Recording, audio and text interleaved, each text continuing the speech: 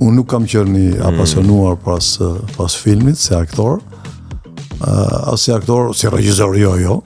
Madje kam bërë një luftë, nëse mund të filluam. Patjetër. Edhe e fillua mirë. Se unë kështu e kam kur filloj. Kur më ngacmon për kinemanin nxjerr të tëra. Madje mua më pëlqeu shumë se çfarë përpara se të filloni me bisedën, në një bisedë paraprake e quajte shumë bukur. Unë jam dashnor i kinemas, dashnor i filmit. Pëlqeu shumë mënyra se si e përshkrove. Unë në fakt do të konotacioni i fjalës dashnor mbase nuk është tamam, do të thosha i dashuruar në këtë kështu. Po e vërteta është që unë jam një dashnor i kinemas, kam filluar shumë herët. Kam filluar disi rastësisht, duhet të them. Unë kam qenë në akademi, studioja aktrim. Unë kam filluar aktrimin diku në këto zonat ku jeni ju, sepse unë jam i gjimnazit Partizanit dhe këtu e kam filluar dhe në 8 vjeçar dhe në gjimnaz, do thëmë me rasha me teatr, kisha studiuar në këto krimtaria popullore që është, kisha studiuar regji teatri për trupa amatore, edhe punoja regjisor edhe të në shkollë dhe shkolla tjera dhe ndërmarrje. Kështu që isha i namuruar mas teatrit në atë kohë dhe aktrimit. Isha në akademi kur më zgjodhen për të xhiruar filmin si aktor. Ishte një eksperiencë jashtëzakonshme, ishte një eksperiencë shumë e mirë aktrimit dhe unë shpresoja të vazhdoja. Në vitin e dytë madje ne u ndam në regji dhe në aktrim dhe unë kam bërë një luftë të jashtëzakonshme, domethënë atëherë në ato kushte që të mos kaloja në regji, të mos kaloja në regji, për të rrija si aktor dhe ndoja si aktor. Pastaj fati Po pse?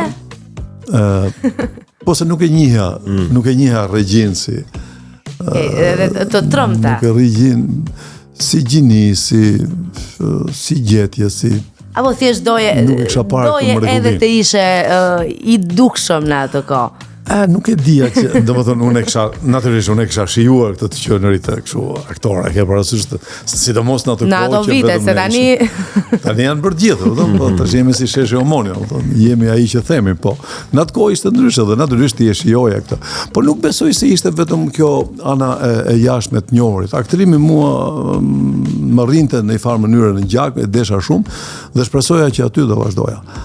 Pastaj ke pas ndonjë lidhje me aktrimin përpara se të shkoje në akademi, diçka nga familja ose ndonjë pasion, vokacion i lindur, nuk e di. Unë kam filluar, unë nuk e di se nga e kam. I mat ka dashur të bëhesh artist. Koha ishte atëherë çmendur, unë filmin tim të parë ja kam kushtuar pikërisht Timeti dhe Brezit që koha e çmendur ja prishin. I mat ka dashur të bëhet artist. Diçka me muzikën ose valltar ose kështu kërcimtar, diçka e këtillë ka qenë dhe pastaj dikur duhet këtë lindur te unë pasioni që unë nuk e di, duhet kem qenë 7, 8, 9 vjet në këto teatrot e shkollave, po mbaj mend që atëherë kam filluar në klasë 2 ose 3, kam filluar luajm në këto trupat amatore të shkollës që fëmijë. Pastaj erdha në gjimnaz dhe në gjimnaz u forcua kjo. Kam pasur një shtys, është e vërtetë, unë kam pasur në atë kohë 2, sot e themi mentor.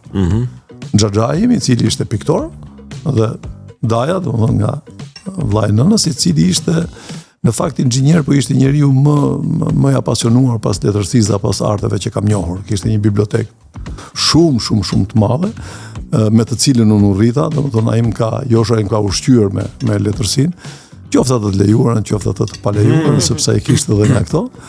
Vajmën Decameronin e kam lexuar, kam qenë fëmijë, që kishte të Boccaccios.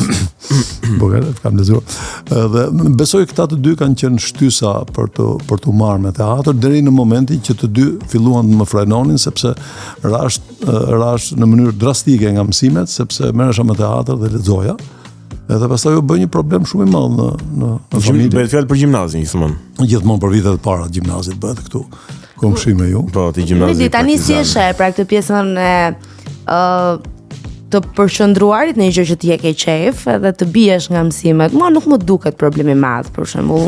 Unë mendoj që njeriu duhet bëj atë që do, edhe të përkushtohet dhe ta bëj mirë, nuk ka nevojë të jetë i mirë edhe matematik. Ne i ushtrojmë një presion fëmijëve edhe ditëve të sotme që ti duhet të jesh perfekt, ti duhet të jesh më i miri i klasës, duhet të bësh namin, ta nxjerrësh gjithë ato deftesën me tjeta. Po mua nuk më duket problem, nuk e di si e sheh ti duke qenë se ke kaluar vetë si situatë. kur të keni fëmijë do ta kuptoni. Në vitin 2026 është shumë kollaj ta thuash këtë.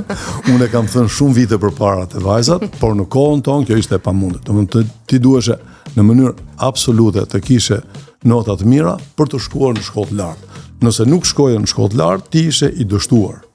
Ne nuk i kishim këto mundësira që ka sot, njëri mëson IT-n, tjetri bëhet artist, një tjetër për një. Ne këto mundësira nuk i kishim, pra duhet shkoje patjetër në shkollë të lartë.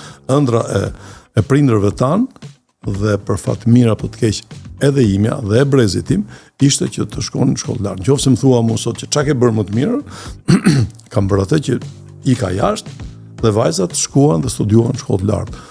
Unë e mendoj kështu. Nëse ato e mendojnë kështu nuk e di. Brezi i ri natyrisht e mendon pak më ndryshe, është e relativizuar, unë e pranoj në mënyrë absolute këtë lloj relativizimi. Shkolla e lartë nuk të jep më sigurinë në jetë, siç ta jepte në atë kohë. Bota ka ndryshuar, bota është bërë shumë më tepër globale, është bërë shumë më fleksibël në mundësirat që të jep dhe në ato që kërkon nga ty. Okej, e pranoj si përgjigje, me justifikimi nga pas që nuk kam akoma fëmijë, kështu që nuk arrito ta kuptoj kaq afër situatën. Po, gjithsesi, ajo çfarë mua më vjen keq është kur kam parë edhe, po themi, vajza e djem që kanë qenë në të njëjtin auditor me mua dhe nuk e provuan kurrë gazetarin, apo ashtu sikur se ka shumë djem dhe vajza që kanë dalë nga artet edhe nuk e kanë provuar kurrë të jenë në sken apo në shoqërim, qoftë edhe një ditë. Kjo ka një ndryshim të drejtën, sepse në qoftë se nuk e kanë provuar gazetarin, kjo më çudit pak. Ne kemi sot shumë më tepër televizione se ç'kishim në atë kohë aparate televiziv. Pra kemi një inflacion të medianëve, të mediumeve elektronik, që do thotë që ka vend për shumë. Pastaj nëse kuantiteti të çon gjithmonë në kualitet, kjo është një pyetje tjetër. Unë besoj që ne kjo na mungon, ndërsa te aktorët është një tjetër. Ne jemi një vend që në kryeqytet nuk kemi teatr, kemi ja 2 salla që nuk janë teatr. Në rrethet kryesore kemi 2 apo 3, domethënë Shkodra, Fieri, që ka një tru fare të vogël, Shkodra, Fieri, Korça, Gjirokastra ka një vogël, ne nuk kemi. Okej, se dia për Gjirokastra se dia. Ka dhe Gjirokastra një. Ne nuk kemi kinema në asnjë qytet tjetër përveç Tiranës, që ka një 2 kinema që nuk janë, domethënë. Kurse kur kemi ndonjë premier filmi për ndonjë qytet tjetër, sajohemi me çka aty sallë. Unë e bëra këtë, domethënë përgjithsisht unë hy te regjisorët që janë të orientuar nga publiku, jo nga publiku masiv, xhalot si këto filmat e fundit që shohin. Unë jam i orientuar tek publiku, po i them unë tash i serioz, i orientuar ndaj emocioneve, ndaj dramaturgjisë, ndaj mesazheve që jep kinemaja, letërsia, libri, muzika e tjerë. Nuk jam domethënë jam i kualitetit të spektatorëve. Dhe për këtë arsye kam tentuar që edhe filmin tim të parë dhe këtë të dytin e kam çuar në qytete ku nuk ka kinema. Nuk ka kinema, ama duke njohur tematikën për cilën ju flisni aty, mendoj që sa përshtatet në ato qytete nuk përshtatet në Tiranë. Se di ta krahasoj me Tiranën, po në ato qytete përshtatet vërtet. Nuk do ta harroj në Memaliaj. Në Memaliaj ishte salla plot dhe kishte ardhur një burr rreth 1 orë përpara. Unë mendova që ai unë kisha shkuar bashkë me një nga aktorët me Dimalkaj, kisha shkuar në Memaliaj për nder të tij sa i vjen që andej. Edhe tek rrinin këtu duke pritur orarin, pam një burr të veshur si në kohën tonë, kështu me gravatë, i kuruar. Edhe kishte hyri shumë përpara, mendova që ka ngatruar orarin edhe dikur erdhi orari mbush. Mbas shfaqjes së filmit, grupi që kishte organizuar na ftoi për një kafe dhe njëri nga ata djem që më duket të punonte në bashkia, më tha, filloi të tregonte për teatrin dhe unë u kujtova, mos është një burr, po tha ai është i madh. Ai tha ka shkuar 1 orë përpara në kinema. Dhe unë i thash, po pse? Ngatroi, jo tha. Në Memalije kishte 35 vjet. Memalije është në Shqipëri dhe Shqipëria në Europë, gjeografikisht, pa u shfaqur film. 35 vjet. Dhe ai burri, nga dëshira për të parë film, kishte shkuar 1 orë përpara në kinema. Ai tha nuk i rrihesh në shtëpi, bënte xhiro dhe pastaj shkojnë në kinema dhe kishte shkuar 1 orë përpara. Dhimbje. Kishte shkuar për Mehdi Malkain apo për filmin? Për të parë filmin. Unë besoj që kishte shkuar për të parë filmin. Ai kishte mall për kineman, jo për Medion. Për Medion natyrisht aty për çeu etj. Po ai kishte mall për kineman. Nga ajo çfarë Edmondi tregon, pra që edhe ishte kuruar, kishte vendosur kollar, kishte marrë ndoshta kostumin më të mirë nga garderoba. Po çfarë do të thotë kjo?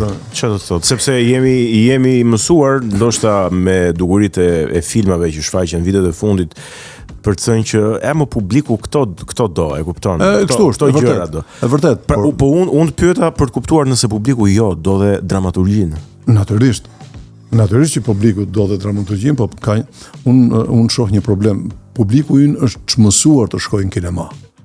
Në kinema do thotë të shijoj filmin. Ti thua sot njerëzve që ka dalë filmi, thonë mos e shoh, sot filmat shihen në kompjuter ose në telefon. Që të mos e harroj, po i bëj një ndërhyrje e kësaj, edhe do t'i kthehem përsëri asaj tuajs. Erdhi për të paracakuar një shefi i kulturës Pekinit në Shqipëri për të bërë një aktivitet, edhe midis emrave që i kishin dalë, kishte dalë dhe emrin dhe takoi për shkak të festivalit kinez. Është bënte një javë filmi, edhe erdhim takoj. Dhe në bisedat që bënë, filloi të më tregonte për kinën. Unë për fat të keq, për fat të mirë timi nuk i kisha ato paragjykime që kisha pasur dikur për kinën, ndërkohë e kisha njohur, edhe rria dëgjoja.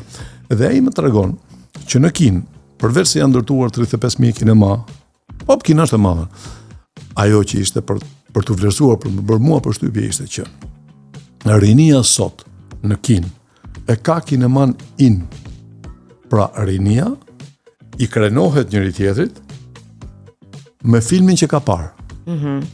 Unë kam parë këtë film, ti ke patë rinia dhe çdo familje kineze minimalisht një herë në javë shkon në kinema. Dhe unë e pyeta, po ju nuk keni smartphone në kinë?